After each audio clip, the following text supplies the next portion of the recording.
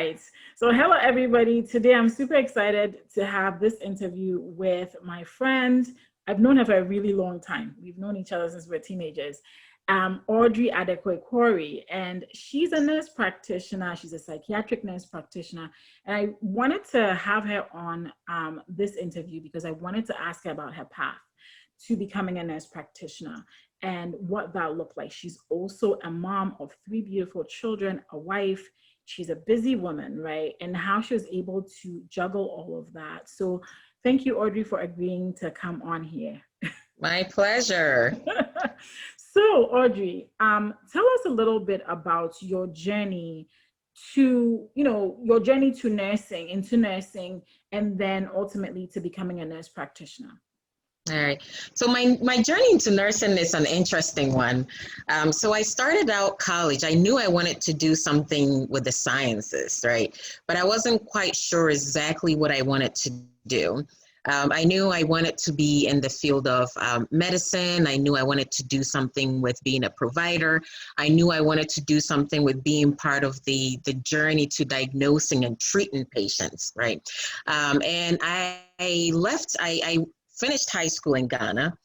So after high school, I moved here for college. And when I came to college, basically trying to explore how do I move from where I am to being a provider and doing all the things that I already talked about, like, being part of the diagnosis and treatment. So trying to find answers to that. I didn't know that there was other ways apart from going to medical school. That is just something that you don't know. You just don't know the other paths and avenues.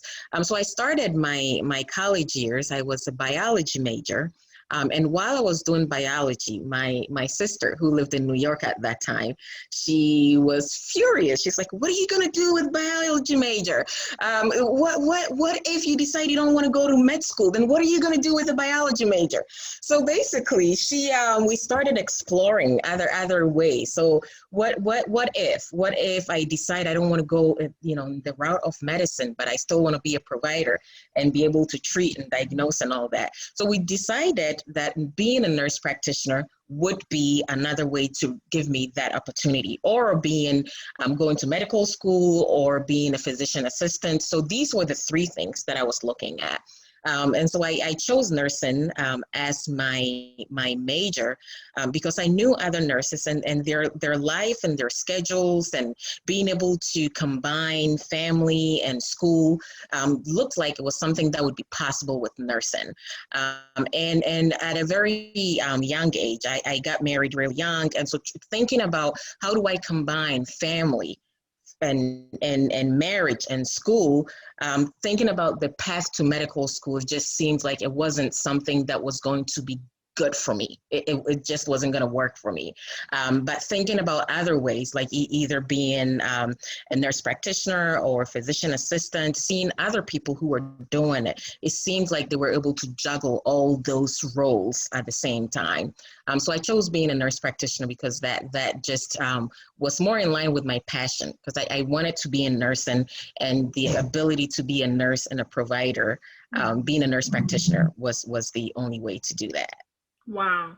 Amazing journey. And, you talked about the fact that you got married early and you had a family early, or you started a family early. And so that also played into you choosing nursing as a career path. And how satisfied do you feel right now as a nurse practitioner? Do you feel like you're still fulfilling that need to be a healthcare provider? I think I am. I am satisfied with my role, with what I do, right? And so in terms of what I wanted to do, it is what I'm doing right now. It's, being able to see patients one-on-one, being able to explore what could be going on, being able to, continue my education. It's a lifelong learning, right? And so being able to learn new things, new evidence, new treatments, I'm still able to do that. And I love it. I love what I do. There are parts of the job that doesn't have to do with my role in itself that I do not love. I do not love, but that is not it's not my patient relationship or my role as a nurse practitioner. The other parts that I don't love, it's usually about politics or administration and things like that, but not really my role in itself. I think what I want it to be fulfilled with, which is the treatment and so on, I am finding all that. Being able to, to sort of dictate my schedule, being able to juggle family and work, lifestyle balance, work-life balance. I think I am doing all that. I couldn't have chosen a better path for that. That's awesome. That's really, really great to hear that you found, even though you did not pursue that original path, okay, I'm going to go to med school, you still found a path where you're a healthcare provider and it's fulfilling you. And I think that that's the highest thing, is if you can find a job that fulfills you. Of course, I think every job has some kind of politics, so you can never fully run away from that. But that autonomy, like you mentioned, having autonomy over your schedule, having the power to, still have a great work-life balance while being satisfied with your job. That is amazing. So, what does a typical day look like for you? A typical, from when you wake up, or, okay, let's start from when you wake up. What does a typical day look like for you as a psychiatric nurse practitioner? So a typical day, so I work in an outpatient clinic. As a psychiatric nurse practitioner, I do outpatient treatment. I don't work inpatient. And so that schedule will be different if I worked inpatient versus outpatient. But for an outpatient schedule, it's basically, I start work, my first patient is at 9. And so usually what I like to do is, as a provider, you want to go in earlier, get prepared for your patients, read over your charts, figure out if I have any labs that came in, if I've had any letter requests, if I have pharmacy calls and things like that.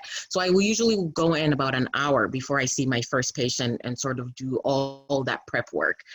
Most of the time, that 1 hour ends up being reading over my charts, reading over treatments that we did, and sort of trying to come up with ideas about, okay, if this patient comes back and the treatment is not going well, where am I going to go with that? So doing some of that prep work before you see the patient. Okay, that's amazing. And then you see patients for the rest of the day. I see patients for the rest of the day. And so as a psych nurse practitioner, psychiatry, access to health is just ridiculous.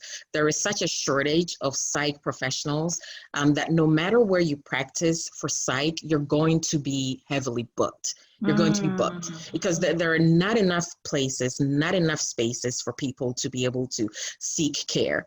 So wherever I've worked, I have found that from the time I get there to the time I leave, if you don't have a patient appointment, it's because the patient forgot about an appointment, but it's not that you're just sitting there and you're not booked. You're going to be booked. It's not that you're not booked. You're busy from beginning to end. You are busy from the time you get there until the time I get out.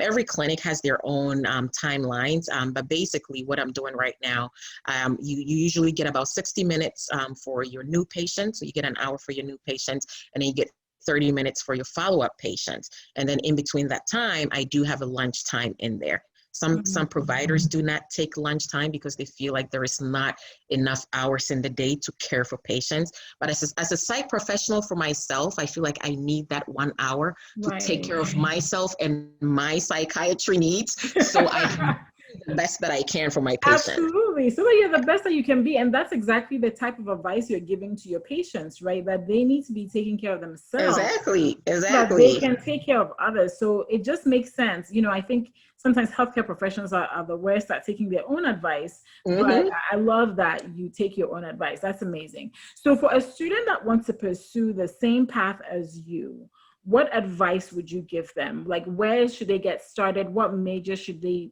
take in college? Should they just forget about taking biology and become a nurse? Kind of like you did. What advice would you give to a student that, let's say, is in high school or freshman in college and they want to pursue your path? What should they do? Yeah, so if you know that you want to be a nurse practitioner, the best thing you can do will be to major in nursing and not major in other things like, picking physics or biology and so on. Majoring in nursing, I feel, gives you this greatest path to being able to, get your nursing degree, apply to nurse practitioner school. There are schools now even that will just do straight through from, RN degree all the way through getting your doctor in nurse practitioner. So there are schools that do that. It's just a much straighter path, and it's much less kinks along the way. Right. But these schools, at different points, they still give you the degree that you have acquired at that point. Right. So for example, you still get your RN degree. And if you want to start working while you go through with your nurse practitioner school, that is all possible. There are so many options to do that. But definitely majoring in nursing will be what I will recommend. Okay, great. Now, I think that there's also a little bit of confusion sometimes when you look at nurse practitioners versus DNPs. Now I see a lot of DNPs. I see some of my colleagues and friends, because I went to nursing school too, who have NPs but don't have DNPs. Can you comment a little bit about the differences between the two and the differences between the two? Yeah. And so when DNP first came out, the idea was not to have DNPs basically were going to be very research based, right? And so basically they would be looking into processes and strategies and things like that. But it has evolved into DNPs. If you have a nurse practitioner degree, you can also practice on the clinical side of things, right? And so that's they usually will make sure that if you want to practice on the clinical side of things, you get your nurse practitioner along the way before you continue into the DNP, right? But if you go straight from RN to DNP, you will basically be doing a lot of the research, a lot of the administrative stuff, a lot of the quality improvement and things like that. And so it's less clinical as a DNP without a nurse practitioner degree. Right. Does that make sense? Yeah, it makes sense. It makes sense. So the DNPs are more of the researchers and administrators, and they may be practicing in the clinic too, but then the straight NPs clinical. So got that. Okay, great. And so if you're a DNP and you don't have a nurse practitioner, you cannot do that patient care, right? Right. Yeah. If you're DNP and you have an RN degree, you can perform on a level of an RN, right? And so the DNP, it doesn't give you that clinical patient care, right? And so you have to have an RN DNP or NP DNP if you still want to be part of that clinical patient care. Okay, gotcha. Yeah. Gotcha. I think I know some colleagues who have RN DNPs, and they're exactly doing quite well, right? Right. So as far as work-life balance goes, I know you have 3 lovely children and your husband. How are you able to manage a booked schedule at the clinic and then come home and then be present for your family as well? Like what does that look like for you? Yeah, I think work-life balance sometimes I feel like can be very individual as well, and how you manage your own time. But for me, I feel like being able to separate home and work, right? So at different parts of the day, my brain sort of switches, and I when I get to work, I am in work mode. When I get to work, the only phone calls that I will pick up will be a phone call from school because I know it's about the children, or a phone call from another doctor's office or pharmacy, and so on. When I get to work, there is no leisure time. There is no trying to respond to personal text. There's none of that. But basically, when I get up in the morning, it's mommy time. Get the kids ready, do my own self-care things that I do in the morning. Get the kids ready to start school. Before COVID, when the kids would go to school, then I would drive off to work. My husband and I, we do switch roles a lot, based on who needs to go to a meeting early, who needs to be home early. So we split that responsibility.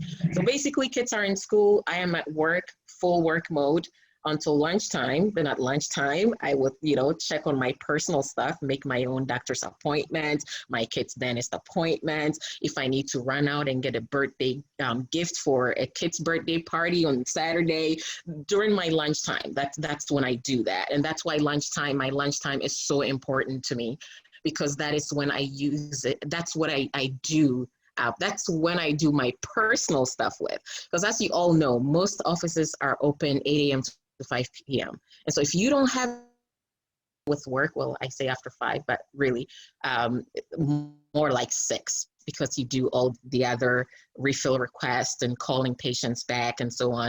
And so at 6, I'm done with work and I leave work at work. Luckily in my clinic, after hours is handled by other people, so I don't have to be on call. So I'm able to shut off from work and totally cut out work. So that's when mommy mode starts again. Back home, dinner, baths, bedtime stories, kids go to bed, and then it's mommy time again. So then I do my own thing, read. If I want to watch a movie, I'll do that. Most times I don't watch TV at night because I have to be up quite early. And I realize that if I start watching TV, it's really hard to shut it off and be done. So I would rather read, because I know that with reading, I can be more disciplined. There's something addictive about TV. Yeah, TV, I think TV is structured to be addictive, to be honest, and now with all the series out there on Netflix and Hulu and Amazon, they're all designed to end on a cliffhanger to make you watch more. So I totally get it. I totally get it. I should probably it's probably take your advice and start reading books too. Yeah. Well, anyway, so Audrey, this was wonderful. I really appreciate you coming on here to talk to us about your career and the nurse practitioner pathway, that it is a viable healthcare provider pathway. And as you heard her say, there is a shortage in psych professionals. And so if you wanted to pursue that and explore just specifically psych as your professional, as your path, that is definitely a path for you. Thank you so much, Audrey. This was really insightful.